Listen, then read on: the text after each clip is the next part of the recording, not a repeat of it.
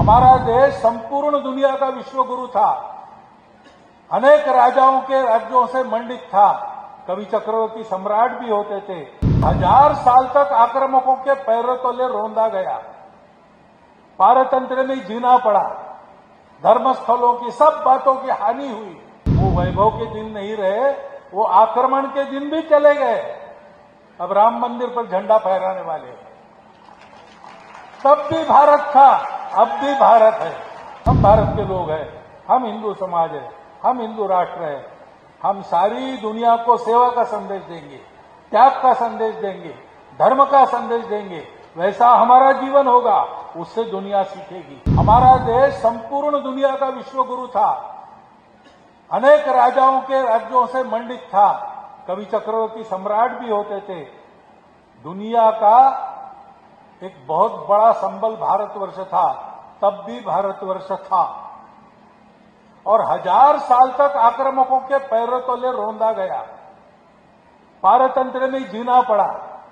धर्मस्थलों की सब बातों की हानि हुई। जबरदस्ती मतांतरण होने लगा। ये सब था, तब भी भारत था। वो वैभव के दिन नहीं रहे, वो आक्रमण के दिन भी चले गए। अब राम मंदिर पर झंडा फहराने वाले। तब भी भारत था, अब भी भारत है। और इसलिए भारत क्या है? रविन्द्रनाथ ठाकुर ने कहा है कि दुनिया में कुछ भी होने के पहले भारत पहले, वो जो है वो बने, उसको समझना है। उसके लिए हमको पुरुषार्थ करना है। तो हम यानी शरीर मन बुद्धि नहीं, हमारा चिरंतन अस्तित्व आत्मा के रूप में रहता है। संस्कार लेके हम चलते जन्मों जन्मों।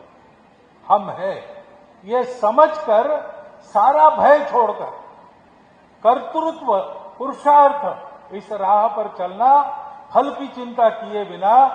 और जो किया अपने अहंकार से उसमें लिप्त न होते हुए, मैंने किया, मेरा क्या हुआ, मेरे लोगों का क्या हुआ, ये न सोचते हुए जब जो करना है वो करना।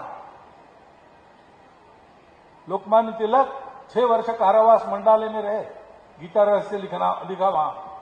वापस आए, देखा सारी जागृति शून्य हो गई थी, कोई नहीं था साथ देने वाला। दूसरे दिन अपने वृत्तपत्र का पहला अग्रलेख छूटने के बाद लिखा उन्होंने, उसका नाम था पुनश्च हरिओम।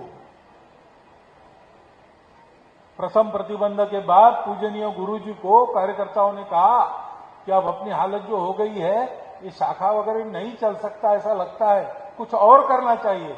गुरुजी ने कहा कि आप लोग तो समझदार हो, जो चाहे वो करो, मेरा मैंने तय किया है। आप लोग आएंगे साथ तो आपके साथ, आप नहीं आएंगे तो आपके बिना। मैं फिर से 5 बालकों को हाथ में लेकर मोहिते सायन शाखा शुरू करूंगा। ये है, हमको करते रहना है। लाभ हानि, यश अपयश, राग द्वेष, सबकी चिंता छोड़ के, इन दुविधाओं से बाहर निकलकर धर्म के लिए, देश के लिए, ईश्वर के लिए, अपने आत्मा के सम्मान के लिए हमको अपना कर्तव्य करते रहना है। उससे क्या मिलेगा ये सवाल नहीं करना, अपना धर्म चलना। हम भारत के लोग हैं, हम हिंदू समाज है, हम हिंदू राष्ट्र है। हम सारी दुनिया को सेवा का संदेश देंगे, त्याग का संदेश देंगे, धर्म का संदेश देंगे। वैसा हमारा जीवन होगा, उससे दुनिया सीखेगी। और ऐसा हमारा जीवन हो, इसलिए हमें करना क्या है? तो हमारी सभी परंपराओं का, जो भारत में आज तक हो गई उन सब का, और भारत में आगे होगी उनका भी, या यूं कहे कि विश्व में विज्ञान और अध्यात्म के बारे में जितना विचार पहले हुआ है और बाद में भी होगा, उन सब का निचोड़ हमारे हाथ में 700 श्लोकों में भगवान व्यास ने दिया है, श्रीमद् भगवद गीता के रूप में। सदा के लिए हमारे लिए एक दीप है, उसका अध्ययन करना, उसका अर्थ समझना, आज की परिस्थिति में आचरण के रूप में उसका अर्थ क्या होता है वो जान लेना। छोटी छोटी पुस्तिकाएं महाराष्ट्र ने प्रकाशित की है, और उसके अनुसार अपने जीवन में परिवर्तन लाना।